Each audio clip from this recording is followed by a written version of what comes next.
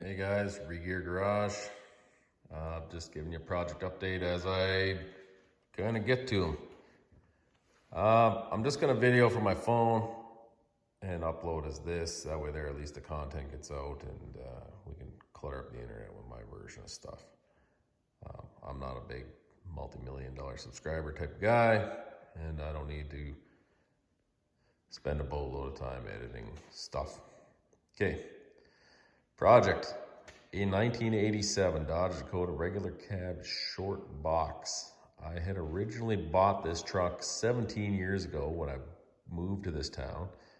It was a 4-cylinder 5-speed, I believe. It either had a blown engine or transmission at the time. I don't remember which. I put a 318 2-barrel, I believe, in it around that time. I didn't really sort it out, didn't really have time. My uncle needed a vehicle, gave it to him to use. He drove it 2 provinces away and kind of dealt with it. It wasn't well sorted when it left, and then it never really got sorted. And it came back to Alberta. Now, that 318 was a bit of a dog, and I never really played with it to get it sorted out. I figured, well, I'll just go on to the next best thing, and I decided I was going to put a big block in it. I bought a big block, bought a whole car, took the big block and the transmission out, tried to jam it in there, ran into fundings, divorces, things like that. And then I sold it to a friend, and it basically sat in a farmer's field since then. I am the last registered driver and owner of the vehicle. Pardon me. And so therefore, when I seen it, I just kind of asked about it and got it back at a decent deal, and here we are. So 5.7 Hemi out of a Ram 05 Ram 1500. I originally bought that engine as a mock-up engine for the Dart, because I'm going to put a Gen 3 Hemi in that, and it was filthy, so I used it to make engine mounts in this here. And then I decided, well, let's open it up and see how bad the engine is. Maybe it was not worth rebuilding or whatever, and I just find another one. So I open it up, and amazingly, through modern miracles of filtration, I guess, it managed to stay alive pretty well. I don't know how many kilometers were on it, and it was not the most reputable person that I bought it off of. It certainly wasn't a chop shop or anything like that. It was just a truck that had lived its life and was resting in a field. So let's get on with this. The 5.7 Hemi amazingly fits in this engine bay pretty well. Truck oil pan fits in there, no modification of the frame. There was a little plate here from the 4-cylinder, even the V6s I believe have it. I cut that off the K-frame because I don't want it cluttered up for no reason, and I wasn't going to use that mounting plate. So these are factory Ram top engine mounts with the bracket cut off, and then I just drilled and welded in 2 1/2-inch nuts. Made this 1/4-inch plate, notched it for the steering, and just kind of braced it for front and back movement. I realized solid mounts, I'm gonna feel some shaking and vibrating, but that's okay. This side, same kind of thing. I built the 1/4-inch plate. One of these was the factory, and the other one I made to duplicate it. Made a 1/4-inch triangular plate there, drilled for the factory holes that are in the K-frame. And then once I got the engine leveled and squared up, I just cut a piece of steel to fit, and again, put a little brace in for forward and back movement. These are Blackheart headers, stainless, I believe. I would have bought cheaper ones if they had some, but they don't. So here we are. What else can I say? It does have a comp cam. I want to say stage 2 comp cam in it. I do have a B&M 2400 stall converter. It's just a matter of buying what I could afford at the time. And long wait times for just about anything right now through COVID and all that. Like, I've been on back order for a Terminator X for I believe I'm on the 5th month now and still haven't received it. I was hoping to have this ready for the summer, but I don't know if it's gonna make it now. Okay, so throttle body, I will be buying that BBK cable throttle body for Gen 3 Hemi. I'll use this, I think it'll work out well with the factory little cable here, and I'm gonna use a low car style kick down, so that'll work out all right.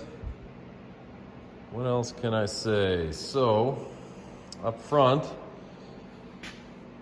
I bought a 05 Jeep Grand Cherokee 5.7 liter Hemi radiator. The outlets and inlets are on the right side for that engine.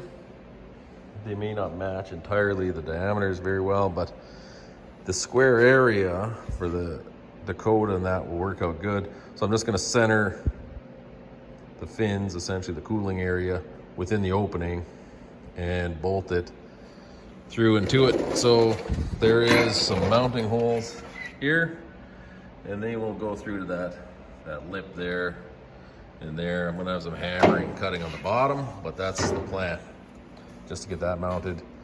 The inner fender well will go away, just because I don't care about it. And the original harness, I took out anything engine related because Holley Terminator X is gonna have its own. So basically I just went through, cut everything out that wasn't lights or wipers, and retaped it up. I left all these junctions here so that, you know, I'm gonna need, these are everything that was deleted. I'm not entirely sure what they all are at this moment, but once I realize, I'll mark them once I got it hooked up back in the truck. I'll need some connections for the Holley, but then I will delete anything I don't need after that point. The 727 was rebuilt. It has a shift kit and, like I said, 2400 salt converter. The Holley 450 fuel pump. So the 87 is probably the worst truck to do because it was carbureted. And then you got to buy a fuel tank, the newer style fuel tank. And then I bought the Holley pump and so forth and so on. So we'll climb underneath here. We'll show you underneath. So I built, sorry, you have to wait a second here. I'm just trying to lay on this creeper. So I built this transmission mount, sorry. Just a 2x2 square tubing. And then I put plates up on the angles there and made them connected. It drilled through and the bolts go through on the back side of the tubing, solid mounted. The fuel system is run, nylon braided, well, stainless and then nylon over. The LS style won't hold back that 450 pump. So I put a regulator in with a return and that should deal with that. So it's a little bit of overkill right now, but I do plan on putting a turbo on this thing, potentially if the engine holds up. I did weld 3-inch V-bands on the back of the headers. So where are we here? I'm trying to see it. Yeah, I just use MIG welding, stainless, mild steel to stainless. And what else? Yeah, so there's some dents and stuff from the forklift on the farm. They didn't take very good care of it. It was damn near mint when I had it almost 20 years ago, but I don't know, I guess I felt a little sentimental value, so I bought it back. I do plan on going racing with it, so I do want to go, I think I can hit the 12s pretty easily, maybe even break 11s. And that's kind of it. I did change from power brakes to manual, just 1/4-inch plate, drilled the 4 holes to fit, drilled at the center and the mounting for the master cylinder. 1/2-inch rod, drilled and tapped. One end is the factory adjustable on the master cylinder side, and the other side I just cut off the end off the brake booster and threaded it and put it into the 1/2-inch thing, so I got adjustments on both sides. What else can I tell you? The oil pan does stick below a little bit. If you look down, it's all probably just weld a little thing on the bottom of the skid on the K-frame here, or cross member, just to get it done. And I still got to work on brakes and things like that. But I'm trying to get the engine running. Oh, sorry. Trying to get the engine running first. So, yeah, I didn't fall off face the earth. I just figured, well, I'll put my version of content out and we'll go from there. Hopefully somebody finds it useful. If not, well, I'm just littering the internet with my stuff. All right, guys, have a good one.